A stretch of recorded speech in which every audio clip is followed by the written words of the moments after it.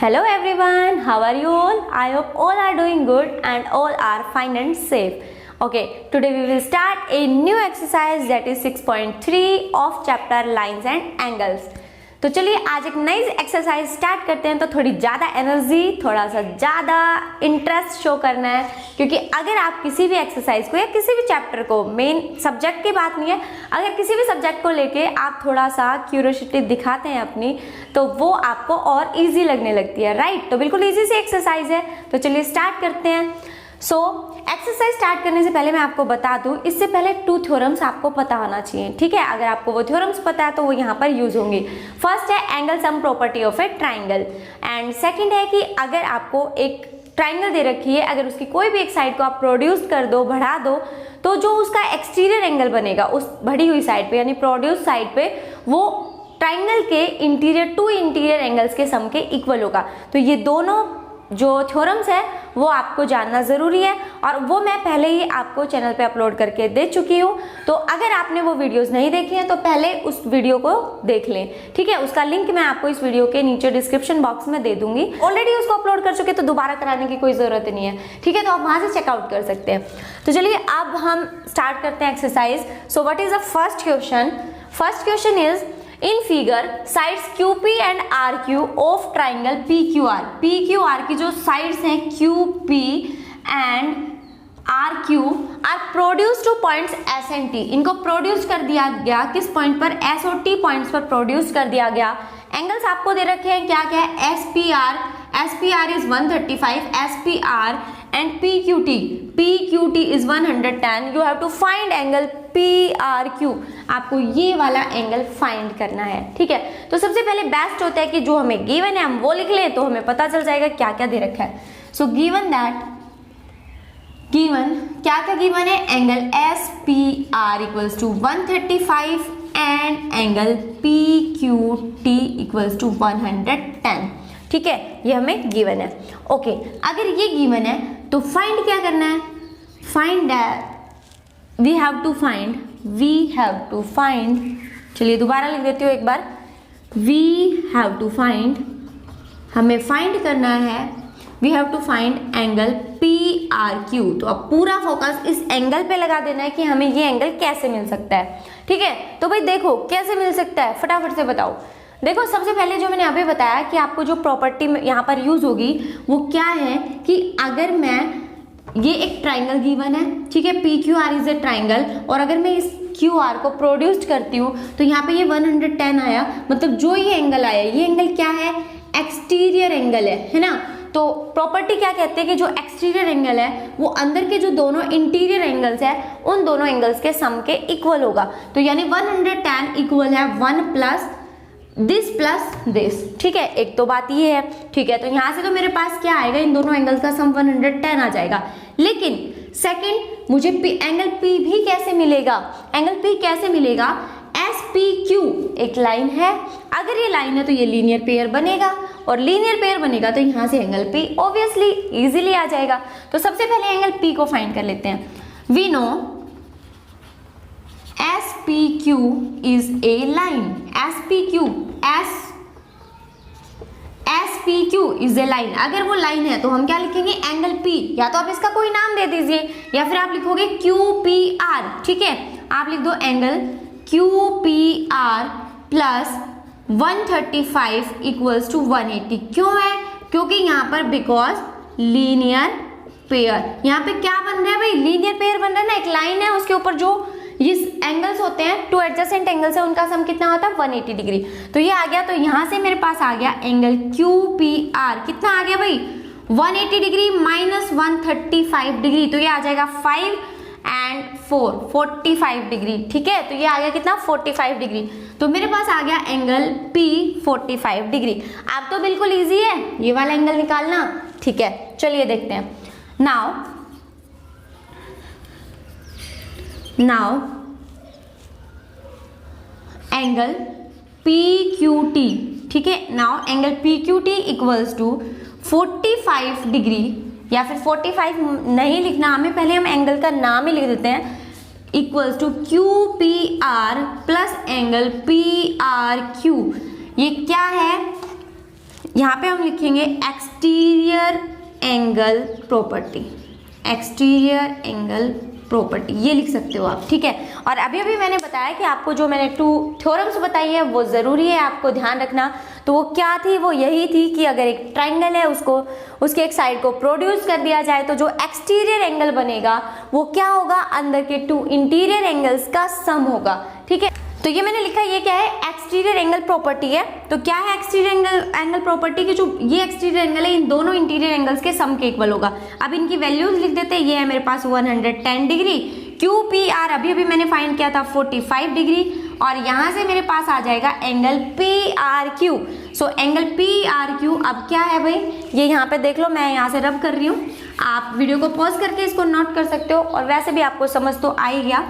सो ये angle P R Q किसके equal है भाई, 110 माइनस 45 डिग्री, तो ये आ जाएगा मेरे पास 5 और ये आ गया 6, 65, ठीक है। तो एंगल पी आर क्यू कितना आ गया, so angle P R Q is equal to 65 degree. तो क्वेश्चन समझ में आया, ओके। अब देखिए नेक्स्ट क्वेश्चन को स्टार्ट करते हैं।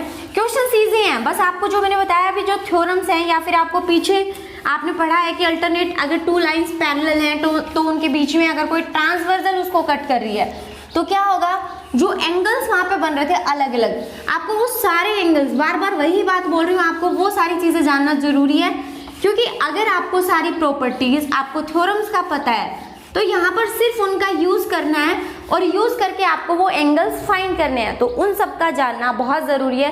तो इंट्रोडक्शन किसी भी चैप्टर का बहुत ज्यादा जरूरी होता है, वो अगर आपको पता है तो क्वेश्चंस इजीली हो जाएंगे। अब बात करते हैं क्वेश्चन नंबर 2 की। क्या है क्वेश्चन नंबर 2, तो सबसे पहले मैं क्वेश्चन नंबर 2 का फिगर ड्रॉ कर देती हूँ। यहाँ पे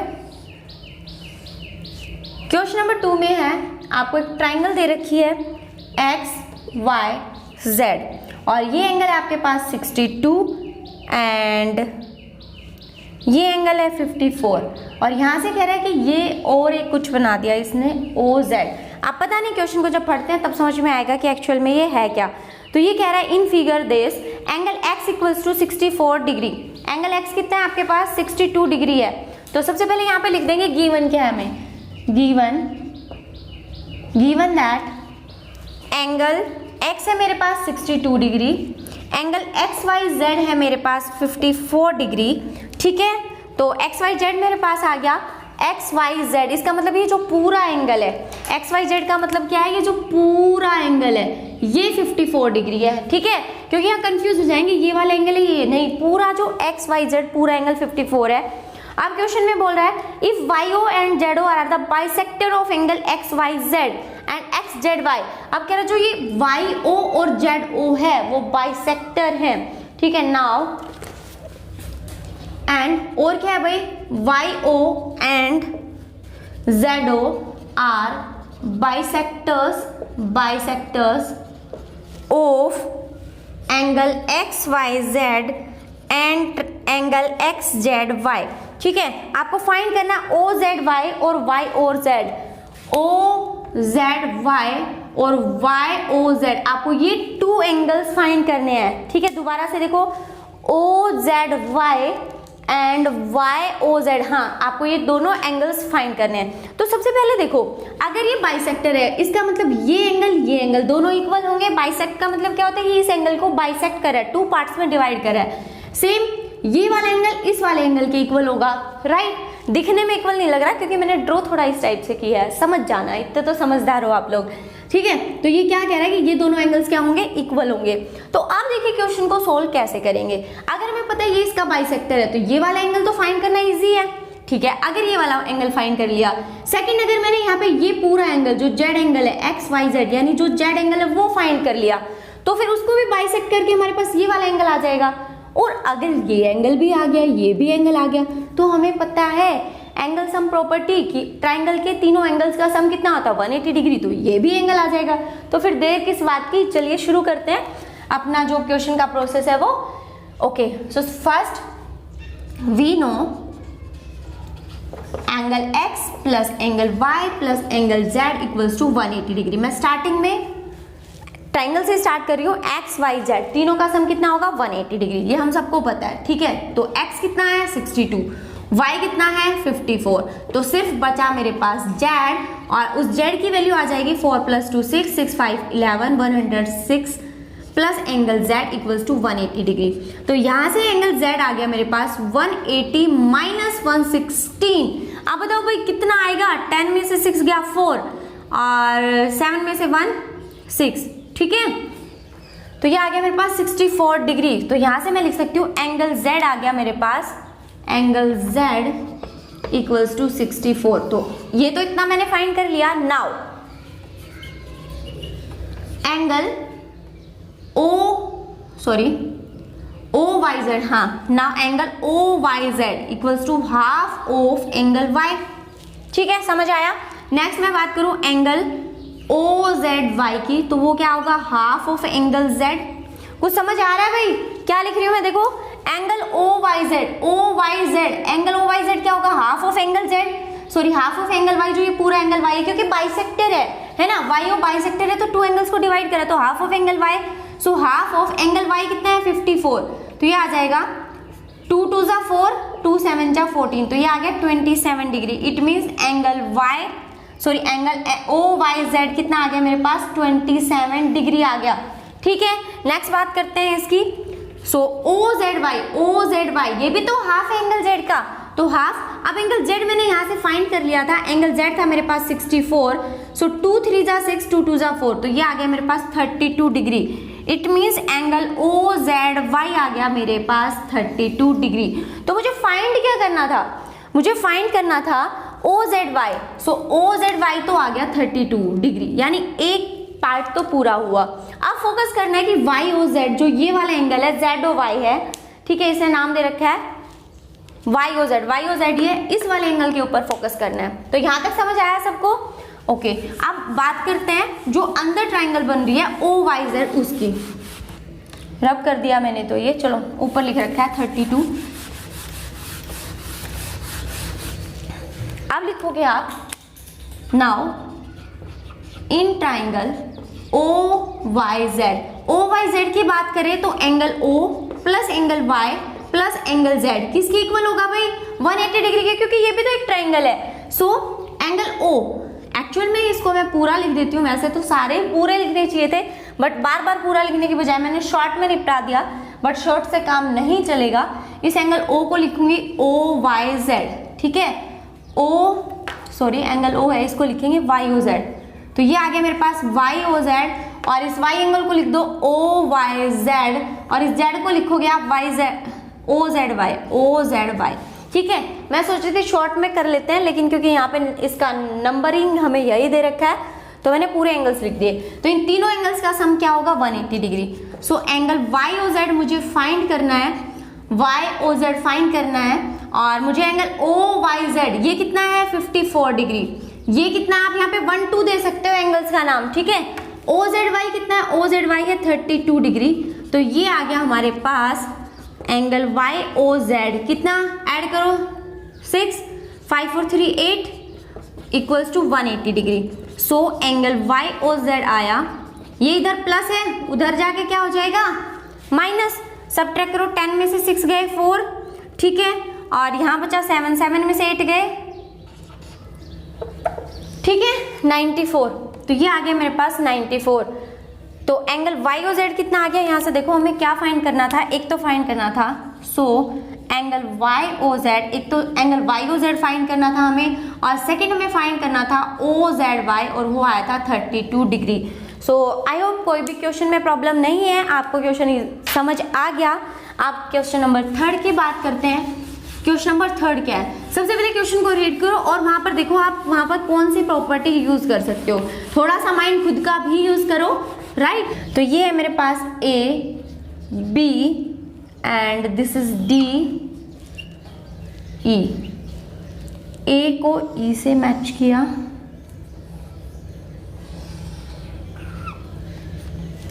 एंड ये है DC,